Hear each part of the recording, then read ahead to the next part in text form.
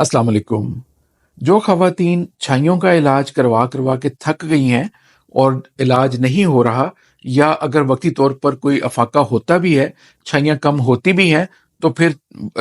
Medicine या creams छोड़ने के बाद दोबारा वापस आ जाती हैं, तो आज की वीडियो उनके लिए ये।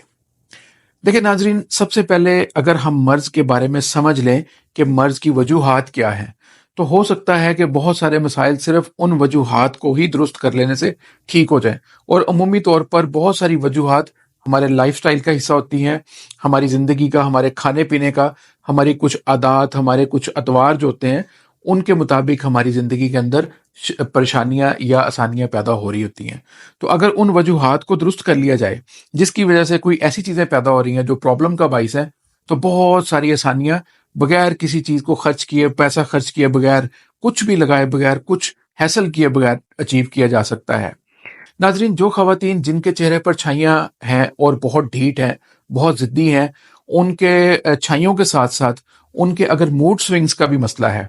अगर उनको उनके मूड बार बार या तो रोने की तरफ कैफियत चली जाती हैं, या अलहदा तन्हाई पसंद हो जाती हैं, उनका लड़ने को बाज का दिल करता है, चिड़चिड़ापन आ जाता है, चीखती हैं बाजुकात, कभी उनको कमरे में घुटन महसूस होती है और वो बाहर खुली फिजा में जाना चाहती हैं, और कभी वो कमरे में ही बैठना चाहती हैं। वो लोगों को, हर बंदे को ये समझती हैं कि इसने मुझसे धोखा किया है, यानी वो ये बेवफा है। यानी वो उनका भाई हो, उनका बेटा हो, उनकी बेटी हो, उनकी बहन हो, उनका कोई शोहर हो, वो समझती हैं कि ये मेरे साथ ज्यादती हो रही है, मेरे साथ अच्छा नहीं हो रहा। तो ये कुछ नफ्सियाती कैफियत हैं जो इस चीज़ की इंडिकेशंस हैं कि आपकी हार्मोनल इम्बैलेंसमेंट बॉडी के अंदर मौजूद है।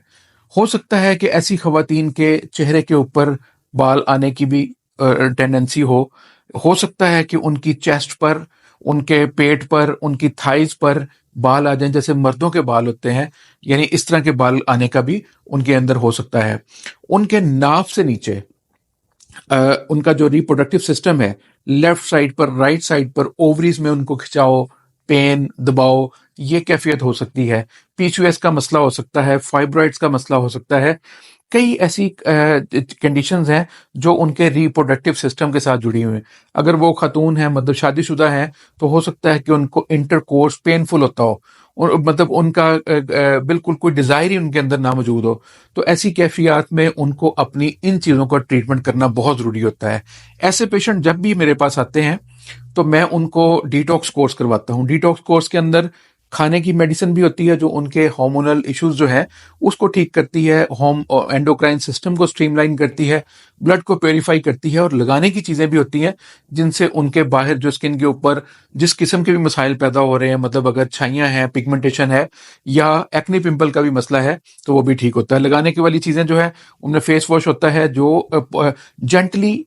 चेहरे को साफ करता है, जेंटली हाथों को साफ करता है, और फिर उसके बाद जब वो लगाने वाली चीजें वो अंदर से इम्प्योरिटीज को निकालती हैं और वहां पर हेल्दी सेल्स बनने के अमल को तेज करती हैं, जिससे ये मसला मुस्तकिल तौर पर ठीक किया जा सकता है। हमारे यहाँ ये होता है कि जब छाइयाँ आई हैं, पिगमेंटेशन आई है, तो किसी ब्यूटिशियन से मशवरा किया जा रहा है, या किसी अपनी सहेली से मशवरा किया जा रहा है कि मैं क्या लगाऊं, और वो कोई ना कोई फार्मूला या कोई ना कोई ऐसी क्रीम बता देती हैं जिनको लगाने के बाद बॉडी के अंदर और स्किन के ऊपर बेपनाह मसाइल पैदा हो जाते हैं। मसलन स्किन सेंसिटिव हो जाती है, स्पाइडर वेन्स नजर आना शुरू हो जाती हैं, और इसके अलावा उनके अंदर ऐसे स्टीरॉइड्स, ऐसे केमिकल्स होते हैं जो स्किन के अंदर पेनिट्रेट करके आपके एंडोक्राइन सिस्टम पर डायरेक्ट असरअंदाज होते हैं। यानी कि मसला पहले था, फिर मसले के ऊपर एक मसला आ गया, यानी कि उसकी शिद्दत जो है डबल हो जाती है। तो ऐसे गलत ट्रीटमेंट से बचना चाहिए। सही और दुरुस्त इलाज जो है अपने मसाइल को समझने के बाद किया जाए, वो सबसे बेहतर होता है,